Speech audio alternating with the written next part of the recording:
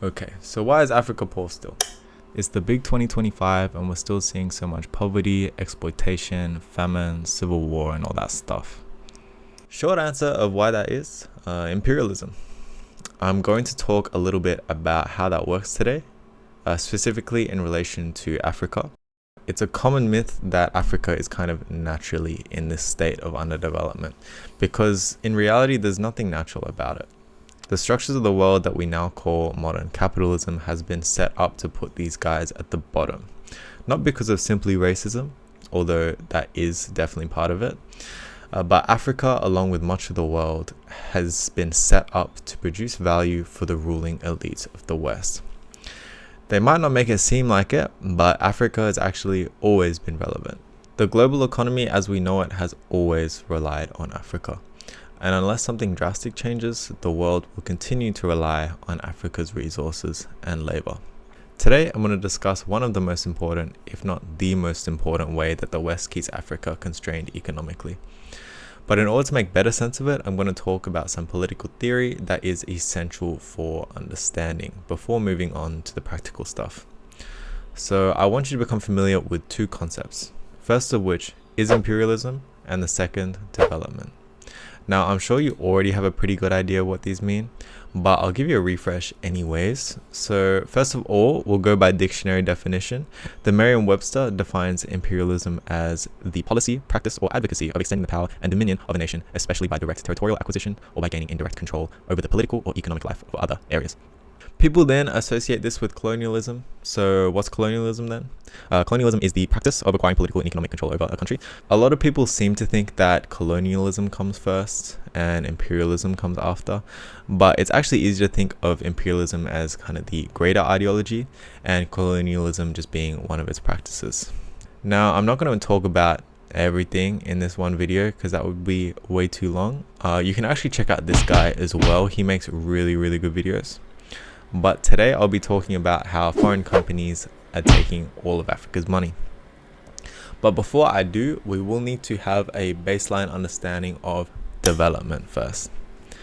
You've heard the term before and I'm sure you know what it means. Developed countries are like the United States, much of Europe, Australia, they're rich. And underdeveloped countries might be the Congo, South Sudan, Guinea-Bissau, Africa, and kind of this rich country, poor country thing. That's the bigger idea, but in reality, it's much more than that. Development doesn't just represent a collective, it also represents the individual.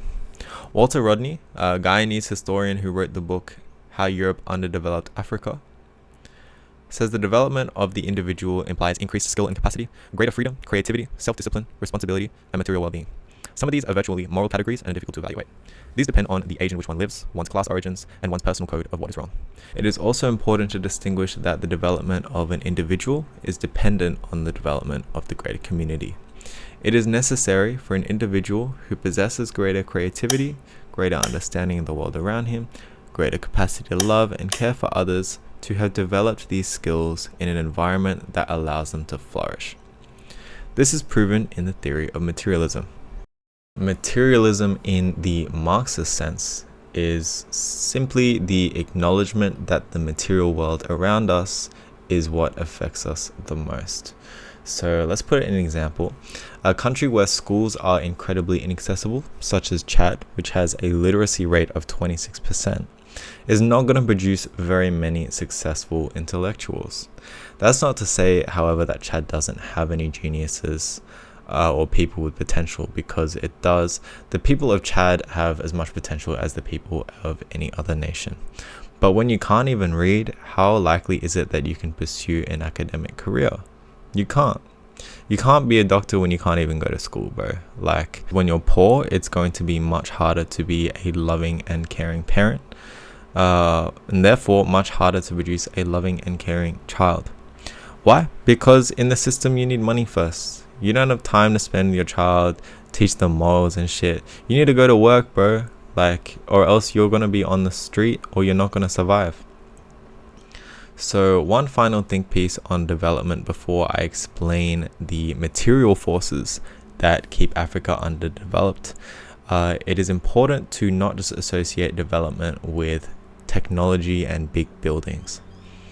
So a high level of technological development does not indicate a higher standard of living, which is maybe the most important part of development. So children mining and going to war in the Congo today are not living better than their ancestors who roamed the land freely just a few generations ago. Maybe some of these guys have iPhones now, but the reality is they're doing it worse than before colonization.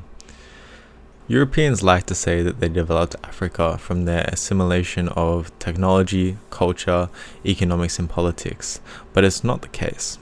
A tractor is perhaps more efficient than a rake, but the life of a man enduring endless labor, violence, and poverty is by no means more developed than the life of someone who is free, someone who keeps what they produce and lives in a community that takes care of everybody.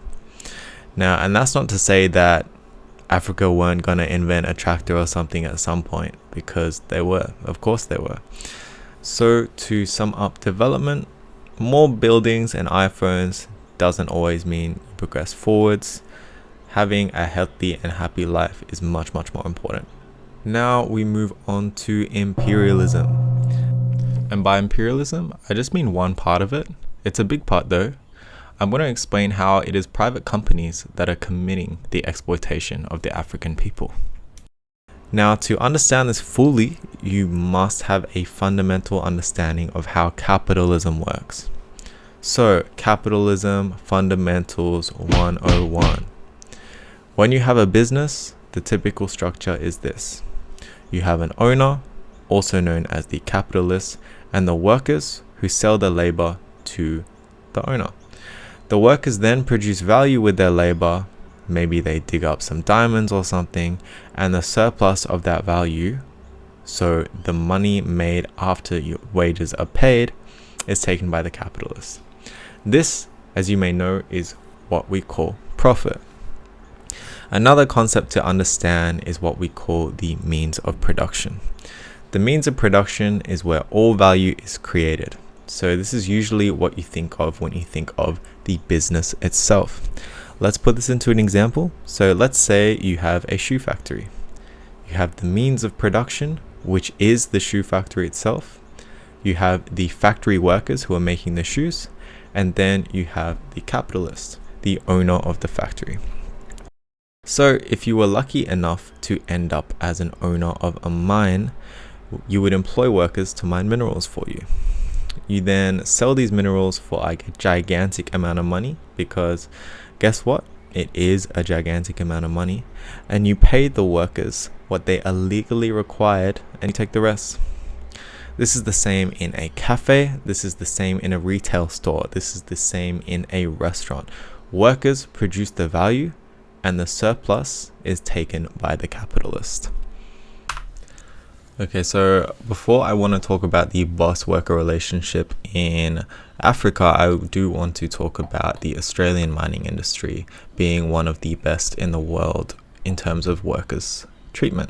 So Australia, one of the best countries in the world to mine. You have a unionized workforce, you get paid good salary, good benefits, etc., etc. The average salary of an Australian miner is around 112,000 according to Indeed. But other sources say from $142,000 to about $190,000 a year. So let's be generous to these companies and say that the average Australian miner makes $180,000 today. All right, in 2023, the Australian mining industry saw a $241 billion profit before tax, and there were around 289,000 miners employed. For the purposes of our calculations today, let's say 290,000 miners were employed. So this means that 289,000 people generated more than $294 billion. Now I'll explain that now real quick. So how much money did the Australian mining industry make in 2023? So as we kind of talked about before, profit is the cost of revenue minus expenses. So if we let X be the total revenue, we know that they made $241 billion profit. So 241.91 equals the total revenue, which we have as X here, minus the amount produced by workers. We had 290,000 workers, and we multiply that by their $180,000 salary, we get the workers roughly making $52.2 billion. So that means the total profit is the revenue minus $52 billion, because that's what was spent on the workers. That was part of the expenses. So if we add $52 billion to this, we know that the total revenue produced was around $294 billion, which is a lot of money. So now, how much did Australian miners make as a percentage of the total revenue? So we already know that the miners made $52 billion and they produced $294 billion. So we just divide that and we get to the Australian miners having about 17-18% share of the total revenue. So even though they got paid very well, they're still only taking home a small chunk. And then we can do that calculation again with the Indeed average salary of 112,000, and that gets us to the workers only getting 11 to 12%. But I won't spend much time on that. Now, it's a shame I couldn't actually do the same calculations I did on the Australian mining industry with an African country. This is because there's actually very limited information on how much money is produced from these operations in African countries. They definitely keep that shit under wraps.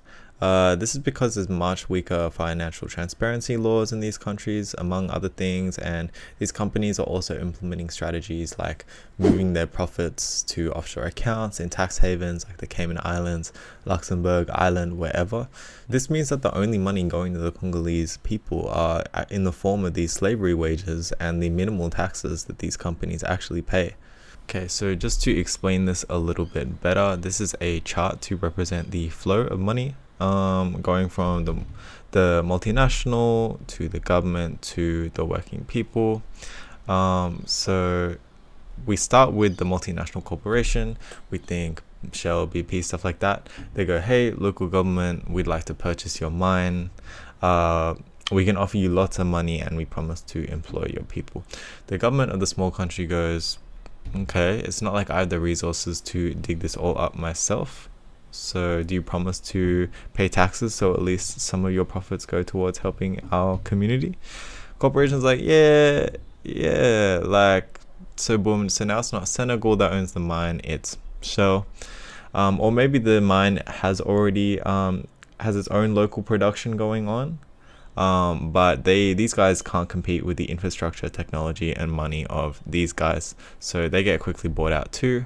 And so eventually it comes with the capitalists now owning the means of production, which is the mine, and now these foreign corporations.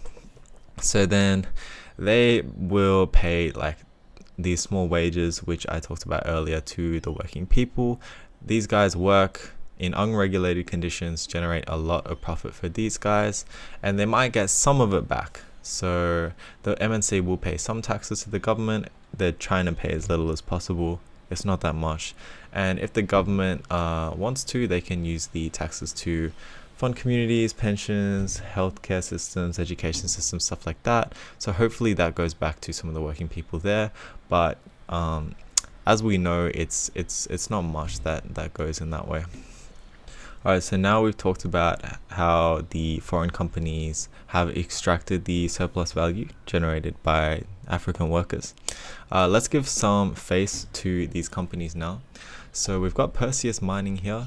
We got a picture straight up on the homepage, picture of black people working, if you can see that under me. African focused, you know, these websites love to use words like that. Let's take a look at the board of directors here. Okay, I'm sure you can notice these guys are all fucking white people. Okay, not a black person in sight here. Okay, we've got another company now. This one's called West African Resources. Okay, I wonder if any West Africans own these resources. Let's see. Let's go straight to board of directors. No, absolutely not. All right, one more company. Let's try Barrick. This one's called Barrick. Let's quickly check out the board of directors. Boom. This one's looking a little more diverse, okay, but it doesn't change the fact that one or two minorities or African people on the board is not really changing the fact that money is getting extracted and stolen from the African working class. Okay, now it's a shame that we don't get to look at these guys' salaries, but we can assume that members of the board are going to have a very healthy salary, along with partial ownership of the company in the form of shares and plenty of spending power to purchase other investments.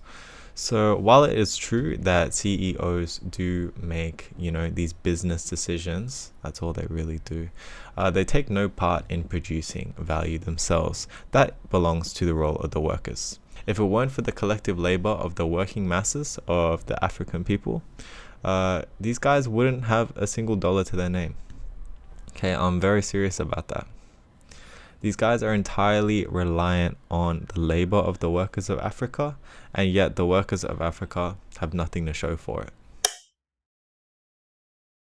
I've used mining as a constant example today, but the same issue is prevalent in every industry. You work at a supermarket, it's probably a chain. Cafe, chain. Restaurant, retail, construction, anything. Every single industry has grown to become just a few Western companies expanding and buying out any small businesses that stand in their way. Any moment that it is a foreign company that is conducting business operations somewhere else, that's an example of profit that's going outside of the country. These companies have made themselves inseparable from economic growth worldwide. This is important because the problem also comes back to us living in the oppressing countries. There's no real ability to avoid giving your money to these companies while still being in a position to succeed in society. Pretty much wherever you are, there's no way for your money or labor to not pass through these corporations and inadvertently support exploitation. I'm going to sum up everything I've explained today just to finish up. Imperialism is a structural issue, not just an idea. The structure of capitalism means that you can get access to profit through ownership. The owners of powerful corporations are able to strong-arm governments into weak worker protection laws. This means that while many Africans are employed, they don't receive anything close to the value that they produce and are often also exposed to dangerous working conditions. So how do we fix this? I'll talk about that in another video.